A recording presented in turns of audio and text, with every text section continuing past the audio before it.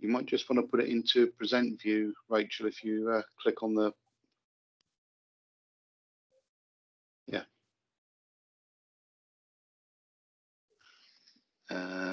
No, if you just, the quickest way, press F5 on your keyboard.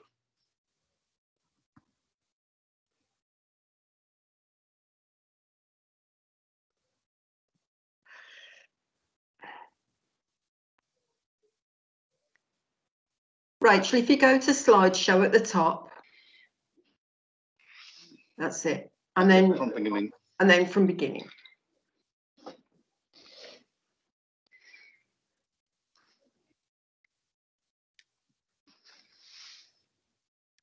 Right, good. We're there.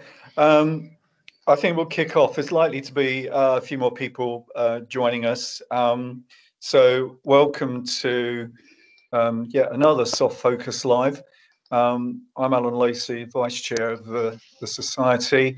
We're going to be talking about getting businesses up and running. I know everyone's itching to get back to pubs and restaurants, but there's a lot of practicalities behind that. And I know it's causing some grief to people in the food industry.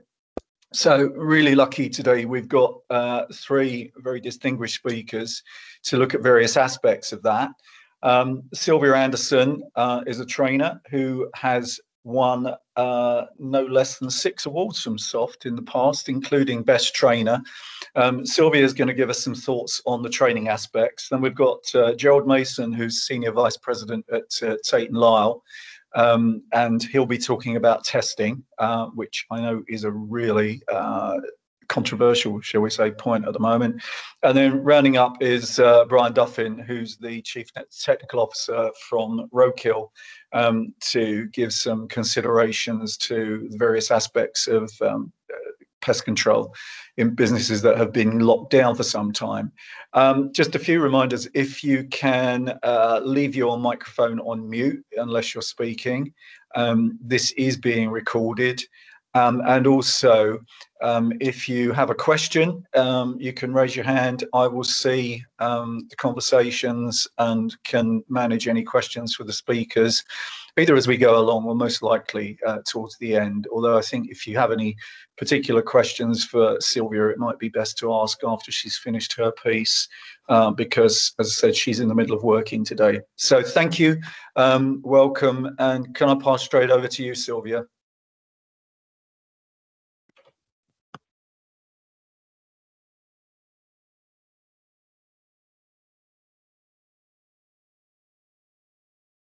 Sylvia, you're on mute. So hello everybody, nice to see you all. So the first 6 months of the pandemic, if I'm very honest, all our training went on hold. One, because nobody knew what was going on. I felt safer to stay at home with my family than venture out for training. And we didn't all think it would last so long as it has. What happened with our business, because we found that people didn't have money to, especially in hospitality and restaurants, to do the training, and there was no need because most of the people were on furlough or most restaurants closed down. Where we made our revenue in the first, I would say in the 3 to 6 months of the pandemic, was everybody was moving to a business grew by doing HACCPs and food safety management systems, because everybody was just trying to survive the pandemic. The last 6 months, though, we've seen a massive increase in training in the industries of manufacturing, but from senior levels for level 4 and level 3, for head chefs and sous chefs who have changed roles, where companies have made the structure a little bit smaller, but they have found by us doing an audit, they haven't had the relevant training in place. So I wanted to know how I could increase revenue on training for my business, because I miss it so much. I love face-to-face training. I found that the venue where we do all our training courses put their prices up for the venue. And also they could not accommodate, because of social distancing, enough people for us to make a generous profit off each course. So I had to put that out the window. So I started with Zoom like everybody else, not too much keen on Teams, but I got to know Zoom through my twins who were doing it through school. They were the experts showing their mum how to do it. And what I do like about Zoom, it was tried and tested, but I could reach a much wider audience. You don't have to be in the UK to do a training course. So we've met some wonderful clients over the last 6 months, which has been really nice, but desperately, I have really missed face-to-face training. So today I'm at a college, which is in Oxford. It's a private education, and I have condensed the level 3 from 3 days into 2 days. I sent out information well in advance of the course. I work quite closely with Highfields as their subject matter expert for the food safety and HACCP qualifications. And what I found was by sending out the workbook, they could prepare themselves well in advance. But here, for example, where I am at the moment, I can't really show you, there's enough room for us to be able to take off our mask and enjoy the course as it used to be, like in the good old days. But a few weeks ago, I did a training course in London where the customer asked me to come in, where I had to wear my mask, and I found it very difficult to be able to talk through the mask. Now, one thing that might be useful for all of you, depending how many training providers are out there, and you're thinking, how can I get my training? If you've got a good clientele base, I think what I did was I did a survey. I sent a survey out to all my clients going, and I'll just read something to you and I can give it to you later. It says, right now, training your team is probably the last thing on your mind. After all, many businesses are operating with minimal staff or on furlough. I appreciate many restaurants would love to train their team, but it would be a cost financially at the moment and in many months to come due to the closure of our beloved hospitality industry due to the COVID pandemic. And this is where I would like to help you as a valued client and your business in getting your team trained up to ensure your business is compliant. Now, I know this is not for everybody, but one thing that I did was that I did the survey and I found out what were their needs. I gave them a self-audit check and I said, go through all your training records and see where you are, because I work closely with a lot of councils, especially Westminster, where most of my clients are based, and they are inspecting. And once we do open, they will be a bit more lenient, but they will also be checking that they have competent people in the restaurants who are skilled, qualified, and know what they're doing to ensure good food safety happens. But last week, I actually delivered a free level 3 food safety course. All I asked for the client to pay for, I had 8 students. All I asked was that they would pay for their exam fee, books and handouts, so it didn't come out of my pocket. And I just did it as a goodwill gesture, just to help those clients who I know will look after me once their contracts come to an end towards December, to stay with me. So I think it's very difficult at the moment. I made some also notes here that every client I find is going to be different. I think moving forward, I'm trying to aim for face-to-face training, but I'm not going to do too much at the venue because of the cost. I'm going to try and keep everything as in-house, because as a training provider, I don't have any costs just to get there.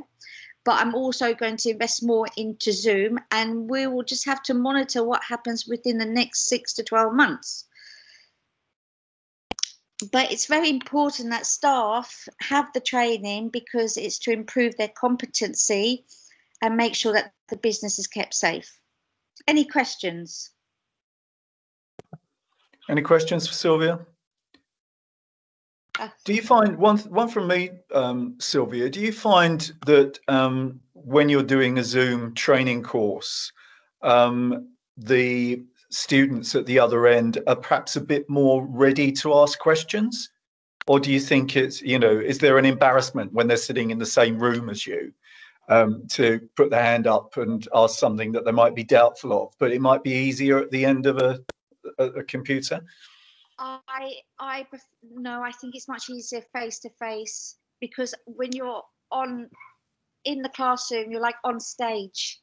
And if you love your subject so much and you're passionate about it, you get that rapport with the students. Sure. And then you work out who your students are, who are the strong ones, who's new at this. And I'm a good trainer. I know who to ask, when to ask, to make sure that everybody enjoys the course. Where on the online one, some people were very forward in coming with their questions and answers, and some people did lay back. You find that also some people disappear from your Zoom. I like to see people's faces. I know we can't see everyone here today, but when I'm actually running a training course, I want to see their face. So I don't do more than 8 people. Okay. Okay, any other questions for Sylvia before she hurries back to the course she's doing today? Oh, I still got a little bit of time. So okay. Well, stay with us and join the other speakers. So any further points, yeah? Thank you. Okay, thanks very much, Sylvia. Can we now move over to Gerald? Gerald, as I said, is Senior Vice President with Tate & Lyle Sugars. And Gerald is kindly going to share some views about training and some experience with his company. Thank you, Gerald. Thanks, Alan. I'm going to get through this quite quickly because I opened the airing cupboard door at home the other week to have a big rat staring back at me. So I'm extremely interested in what Brian has to say after me. But yes, I'm just going to say a few words about mass testing. We've been using mass testing at our 2 sugar and syrup manufacturing sites in East London now since the beginning of January. So we've got about 3 months of experience under our belt now. And obviously, unlike many of you on the call who are looking at reopening your operations, we've been doing it in an operating operation. So hopefully there'll be some experiences that we can share that you'll maybe get something from. I was going to start with why we got involved with it. So we've been operating throughout the pandemic, obviously, supplying retailers in particular at the moment with sugars and syrups. And we've had all the normal COVID secure measures in place, including masks, since last April. And up until December, we thought we were having a good run of it. We'd only actually had 2 of the 400 or so people on site test positive, which we were astounded by at that point. It seemed to sort of defy statistical logic. And then we had a week in the middle of December where we had 7 cases all in 1 week. So we went from having 2 for the whole pandemic to 7 in 1 week, and none of these cases appeared to be linked as well. So obviously we got quite nervous at that point, and we have a particularly high duty of care, not just for the safety of the people on site, but also the fact that around half of all the sugar on supermarket shelves in the UK comes from one of those 2 factories. So if we lost that factory to an outbreak, you'd very soon have an immediate impact on the supermarkets in the UK. So we worked with the NHS, really, who at the time were looking for businesses to trial mass testing. We'd already done some trials with them a few months before on the COVID app. You'll remember they trialled the COVID app in the borough of Newham in London. And so we're really the only major factory in Newham. So we were the sort of first factory that the app was trialled in the UK. And because of that, we knew them quite well, and we knew they were looking for some people to help with mass testing. So we signed up in late December to have a go at it. We didn't really know what it would mean, but we hoped it would be quite a sort of powerful tool for us to manage this risk to the safety of our colleagues, but also the safety of the food supply chain in the UK. So our experience with it has actually been really good. I mean, our experience is that the government provided most of the thinking for us. They provided us with a comprehensive manual on what we need to do, how we need to prepare the room and measure out the space and the equipment we needed to source. They provided us with online training for the testers. So there was a proper half-day online session that the people that were going to be doing the tests went on and learned all about how to do them. And they supplied us with the testing kits as well. So the actual tests themselves, I believe all of that support is still available from the government. So it really is quite comprehensive. I mean, in all of the other plants that we operate around the world, we haven't found a government anywhere that provides this sort of level of support for testing. You know, in all of the other plants we operate around the world, if you want to do this testing, you have to sort of set it up yourself. And in terms of the preparation we had to make, it was really split into a couple of categories. The first one was we had to find a room to do it in. And the main requirements of the room were for it to have a sort of hard washable floor, have enough space to maintain distance between people, and have good airflow within it. So we had to find the space. We had to buy a bit of extra equipment. So we needed to buy some iPads, set up some booths so that people could do these tests in a relative degree of privacy. And we had to buy some PPE. And we had to get some people to do the tests. So some companies used their own people from labs and things like that, but we decided to take on some temporary staff, some agency staff, and we asked the agency to supply us with people who would have experience of working in a lab environment, because our view was that it would probably seem quite, scary to come and handle swabs and do tests. And what they provided us with was 6 recent science graduates who were struggling to find work, but have been really great, actually. They're young people, they're keen, they're used to working in labs and around PPE. And it took us about 2 weeks to set all of this up from start to finish. So we managed to do it quite quickly. I think we could probably do it even quicker now, because some of the stuff we had to make ourselves, like the booths that weren't commercially available at the time, if you really wanted to, you can go out and buy those things online now. So I think if you wanted to do it today, you could probably do it even quicker than that. In terms of how we're getting on, it's been really well received by our people, exceedingly well received, I'd say. The anxiety levels amongst our colleagues, particularly back in December and January when the virus rates were really high, went right down almost immediately when we started testing. And my anxiety rate went right down as well, because it just felt like we had taken a little step forward ahead of the virus, that we weren't waiting for some mass outbreak in the production lines and for us to have to make that call to the retailers and say we've got a problem. We had a sort of a little bit of confidence, that the virus wasn't lurking there amongst our people. The biggest issue has been scheduling. We've got about 400 people across the 2 sites we're testing at, and they're split across about 16 different shift patterns, night shifts, day shifts, different times. So all the practical stuff we've just talked about, which often people get a bit fixated by, they think that could be quite difficult. We found that all really easy. The biggest challenge we've had is sort of coming up with a system to book everybody in through the week to have a test when they're all working on these complex shift patterns. We solved that about 3 weeks in by setting off our trainer, the chap who normally manages the training of all the workforce, to organise that. And because he knows quite well the people and the different shift patterns and all that stuff, he's been excellent at managing that. And just finally, in terms of the costs, I'd reckon the run rate on costs is about £5,000 to £6,000 a week for the staff, the 6 staff that we use. I mean, obviously, a lot of businesses that we talk to do it with their own staff, but that's the run rate for us. And the setup costs for the rooms and some modifications that we had to make were about £10,000.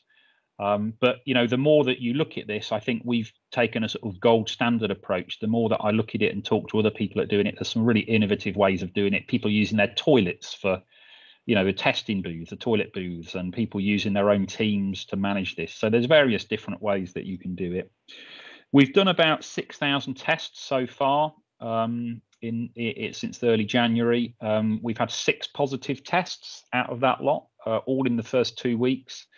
And all of those people were asymptomatic. So at the time, they didn't realise they had the virus, and they took between 2 to 3 days to develop symptoms of the virus after they tested positive. So you could imagine those people would have been on site, and we'd have hoped that our measures like masks and distance would have stopped them spreading it to other people. But there was always the risk that could have turned into an outbreak. The most telling one, I think, was one of the ladies that serves in the on-site canteen was positive, and it took her 2 days to develop any symptoms after the test. So you could imagine, the canteen in all these places is a big weakness. So you can imagine her serving not just shepherd's pie, but a bit of COVID to everybody for those 2 days if we hadn't found her.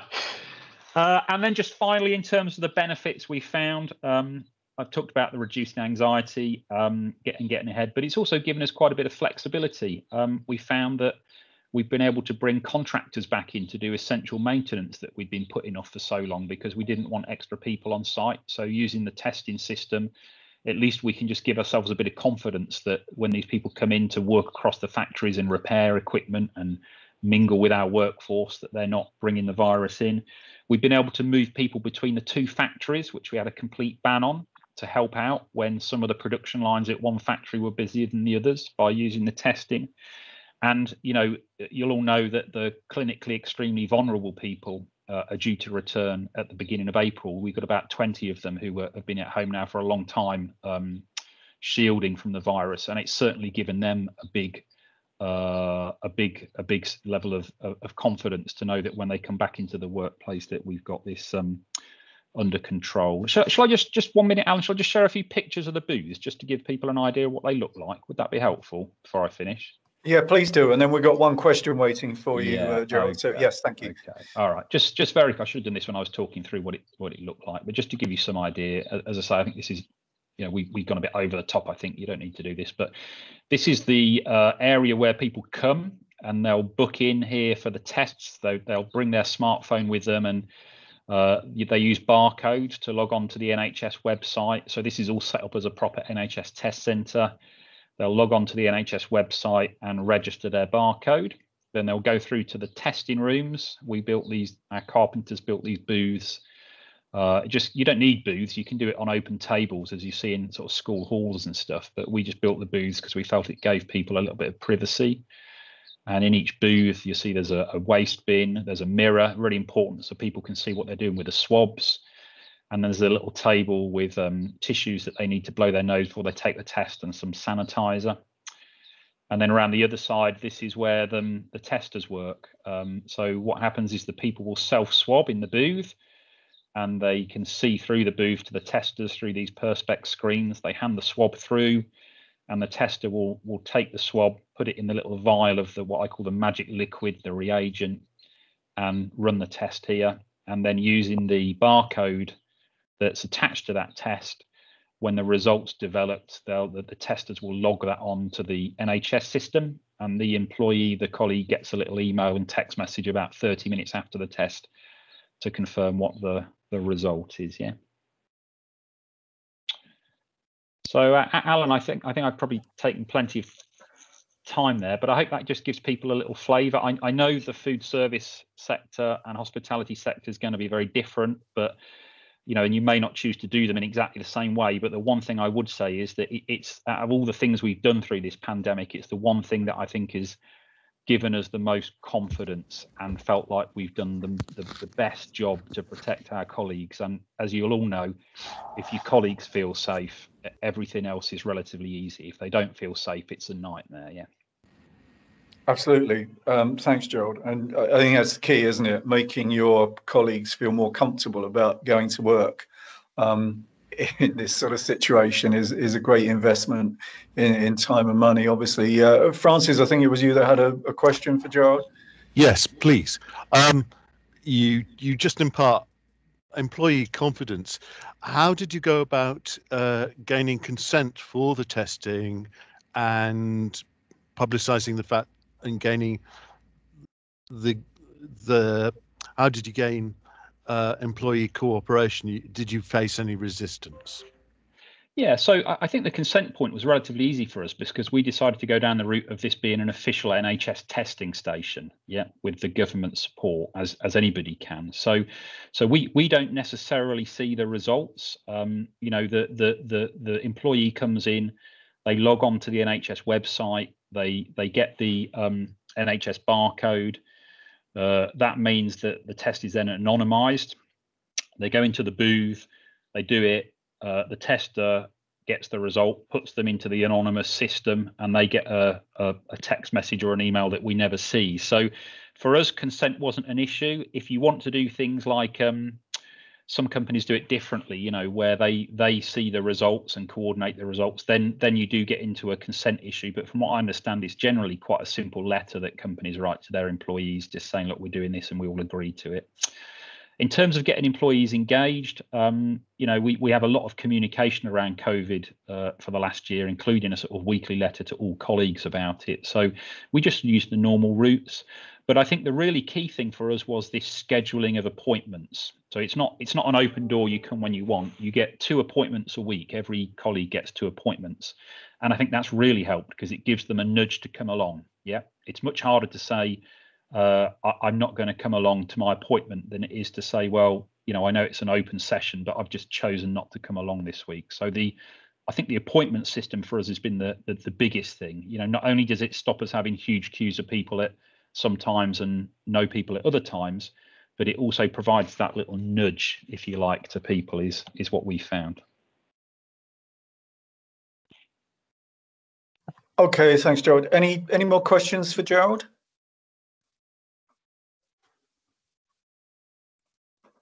No, well, thanks once again. And if we can move on to Brian from Roadkill, thank you. No problem. Thank you very much. Thanks again for having me. I remember being the first one.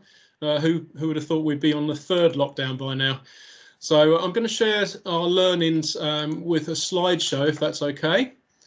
So hopefully you can see this. If you can let me know if you can't. Yeah, it seems to be there. That's fine. Thanks. That's smashing. All right. Well, that's brilliant. Well, basically, yes, the first lockdown, as it's already been said, it was scary. And I think there was that uncertainty, the lack of knowledge, you know, unprecedented in this part of the world. We certainly hadn't seen anything before like this. But I think the pest control industry, like the general food manufacturing industry, you know, had this thing where we have to go on, we have to provide this service. So we did the risk assessments, we looked at the hazards, we put in place, obviously, PPE and procedures, and we cracked on, basically. And we found that, along with other BPTA members, that we saw an increase in rodent call-outs. And with the first one, if you remember, March 2020 was absolutely gorgeous. That first 3 months, you know, there were times when I was thinking, God, wouldn't it be lovely to be in the garden at the moment? But, you know, we found that a lot of people were out there, they were getting bored, they were clearing their sheds, they were doing all sorts. So obviously we were going to find further and increased rodent call-outs.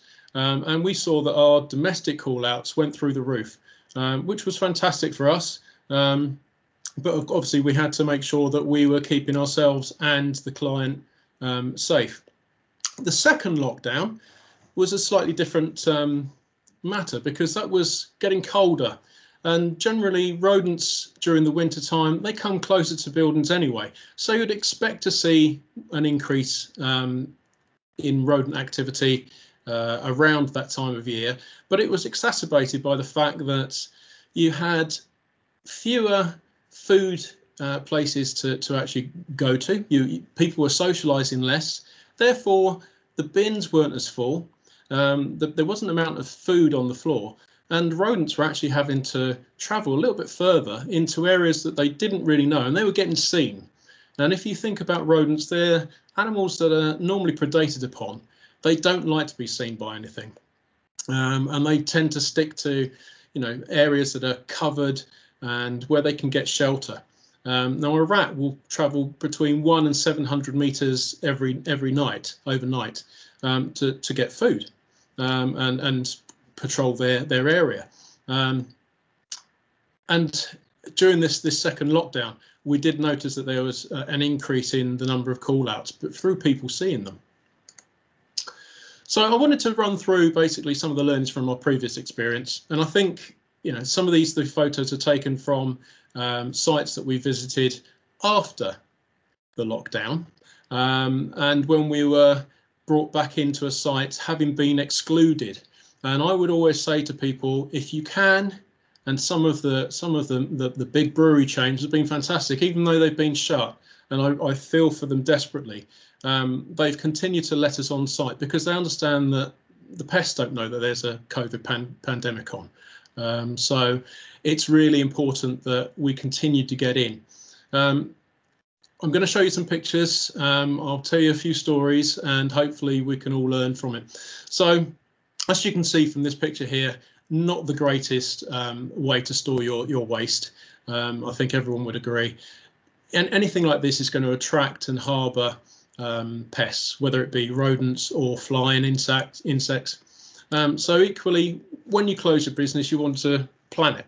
And equally, when you're opening, you want to plan it as well. So we want to get rid of the rubbish when we're closing, and we want to arrange collections on opening, okay, and get the ball rolling again. What we don't want to do is suddenly get all this stuff come in and you're sat there with loads of rubbish waiting to be collected, because that's obviously going to attract rodents and other pests. We want to keep items away from external walls. As I said before, rodents are used to be predated upon, so they like to be kept in areas where they're nice and secure and they're protected from scavengers and predators. And one of the things they do is basically force themselves into small gaps. Now, if you've got an area like this waste area here, we're providing that area where they can easily hide. So let's try and keep those areas clear as possible. And you should generally have about a metre gap between anything outside and the wall. It allows us to get in, and it makes life a little bit harder for those rodents. Also, with the bins, where we're talking about waste, if you're using wheelie bins, please make sure that they have a lid on to begin with, because we get all sorts of different pests, not just rodents, but we have birds, we'll have squirrels. And if they can get into that bin, they'll pull things out and they'll leave it on the floor, and that'll be available for other pests. But we often find that the wheelie bins come back or are given back after being cleaned without their bungs. Now, obviously, this makes it very easy for rodents to gain access to that bin. And as you can see from this photo, rats have gone in, they've actually pulled waste out. Now, I get some sites that say, well, I'm not really helped by my waste contractor. Well, if that's the case, then perhaps maybe fitting a 6mm wire mesh to the base of that bin will actually help you, because it'll allow you also to jet wash the bin, but it also keeps the rodents out. Okay, ultimately you want to seek the help of your waste contractor, because they're the people in the know for this. You know, they might have some wonderful way of doing it, or they might not be aware that someone's removing the bungs and not actually putting them back. Moving internally, we did ask everybody to remove perishables, and where they did, that was fantastic. Where they didn't, we did find that things were being damaged, and it was very clear that on this one site that you can see here, that rats had got in. We've got a colander and a spoon there with some nice droppings by the side of them, plenty of little footprints and urine marks on there. And then to the right of that, you've got a sink with some waste pipes and a windowsill that have got wonderful smear marks, what we call smear marks. So as rodents go backwards and forwards time and time again, whilst they do spend a lot of time grooming, about 30% of their time, they do pick up a lot of grease and grime. And obviously, as they're travelling around, that gets rubbed off onto different surfaces. And that's exactly what's happened here. And yeah, pretty disgusting when you consider you've got takeaway pots next door to that, which no wonder they've brushed up against as well. So it's equally impossible to store long life goods such as these securely. And if you've got goods such as the tuna chunks next door to that, I would check that the best before dates are actually still valid. You know, people have been closed for quite a long time, and it might mean that you've actually got product that is now out of date and you don't want to be using.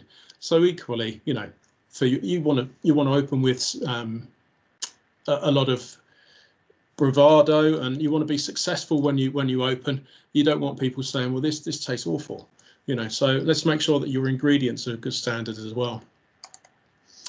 Now, the deep clean is important when you shut, but it's also very, very important when you open. Obviously, coming back to this, it's clear that you've got to have a massive deep clean. And when the client did that here, I think they wish that they'd actually done the deep clean properly in the first place, because when they got to the deep fat fries, they actually found 2 dead rats, which are a lovely sight anyway.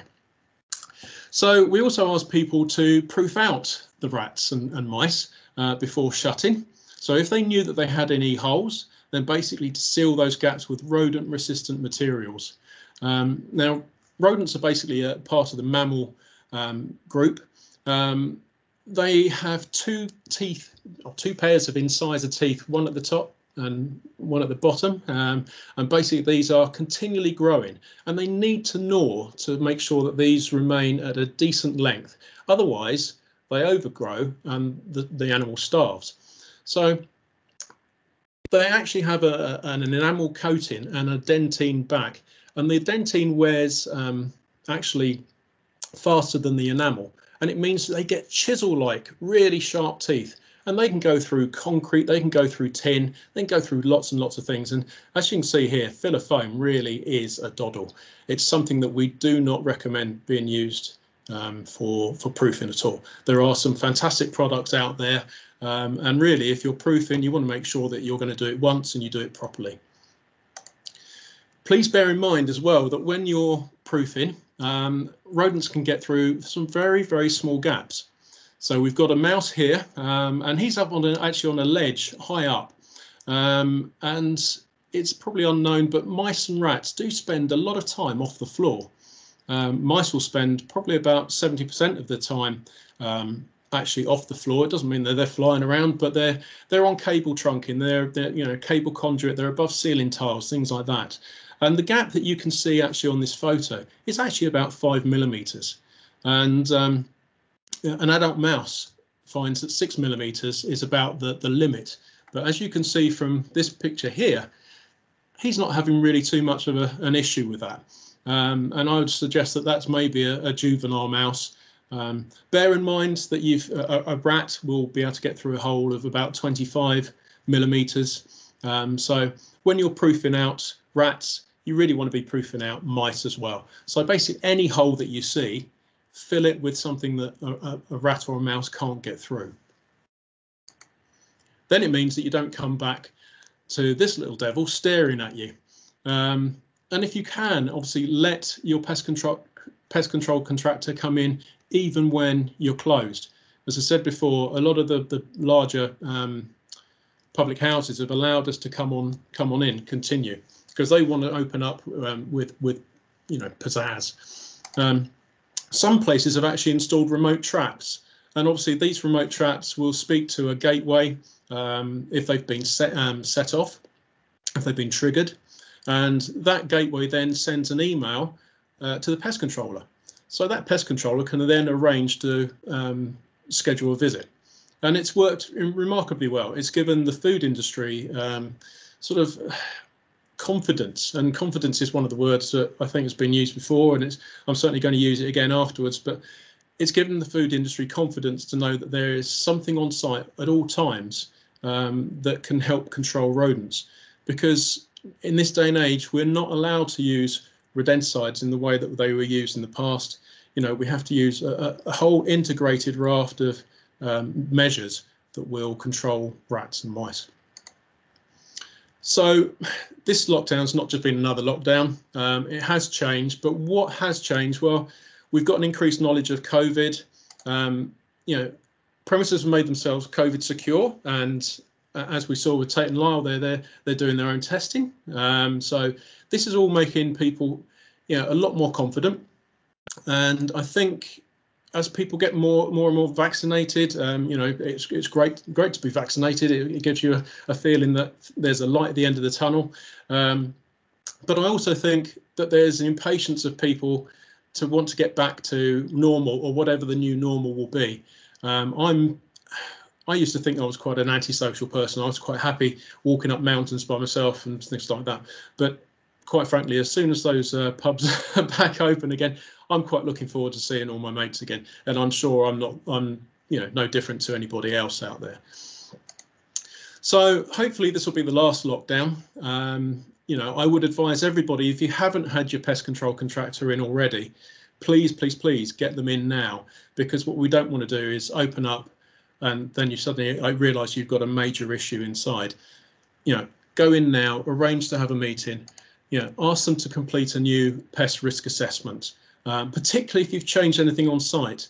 If you're a public house and you know that your business model has probably changed in the fact that you were looking at maybe serving more people outside. You've built a bar outside and you've got covered standing or seating area.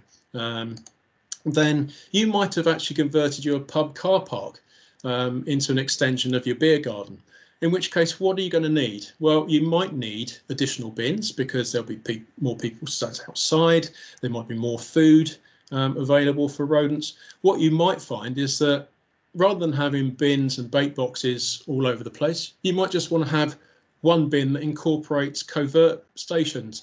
And actually, at the base of this bin here, you can just see a small hole, and inside there, there'll be 2 bait stations, which can be baited up as necessary, and obviously used and monitored in future.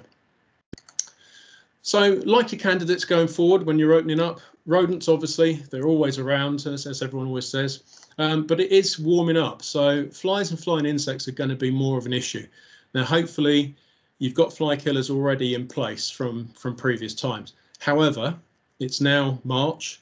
April time is the time to actually change all your tubes to make sure that those fly killers are as effective as possible. The ultraviolet light that is emitted by fly killers actually deteriorates over a 12-month period. So if you change them now, they're ready and waiting, and they're most effective, during the flying insect season. But we'll also have wasps later in the year, and if people are actually looking to use their pub gardens more, or cafes are outside more, then you can expect that people are going to be bothered by wasps to a greater extent if people are out there more. So there are things like this wasp-bane trap that are designed to actually exclude things like bees, which obviously we don't want to hurt in any ways, but they do take away the scouting wasps that are looking for those sweet spillages and the beer, etc. And that means they can't fly back to their nest and pass on the details of where this wonderful food source is. So what we don't want is going backwards and forwards and building up ever increasing numbers of wasps that will inevitably lead to people being stung, and that won't be good for business. So, and also if you're outside, depending on which part of the country you're in, you might be bothered by pigeons, you might be bothered by gulls. Gulls at this time of the year certainly are getting ready for nesting. They're beginning to get a little bit more aggressive, and April, May time, you're going to have the chicks out, and they're going to be particularly aggressive then. Ideally, you want to make sure that your customers are protected. There's not a huge amount out there at the moment, unfortunately, with the changes in the Natural England laws and the licenses that are allowed to be used. So you have to go through non-lethal methods of control prior to even approaching a license. Okay, so again, discuss that with your pest control contractor. So going forward, we're looking at in an integrated pest management system, looking at proofing, housekeeping, stacking, different traps, different ways of actually altering the environment to make it as difficult as possible for pests to get a foothold. And basically, I wish you all the best of luck. So thank you very much. And if there's any questions, please do let me know. Thank you, Brian. Some really good points there. Before we go, I was going to say, before we go on to general questions, Gerald's posted something on the meeting chat there about the government and the email address if anyone's considering mass testing.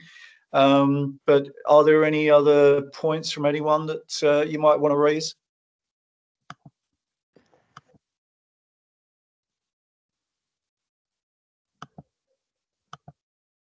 No further comments or questions?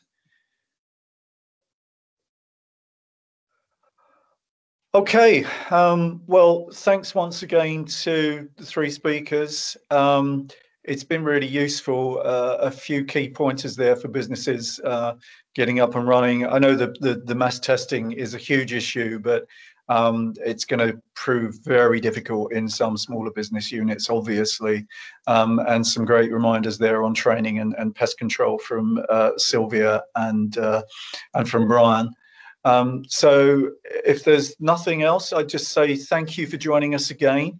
If there are any points that occur to you after the meeting, just email the Society office and we'll get back to you, and we'll be doing more live sessions later on. So thank you, goodbye.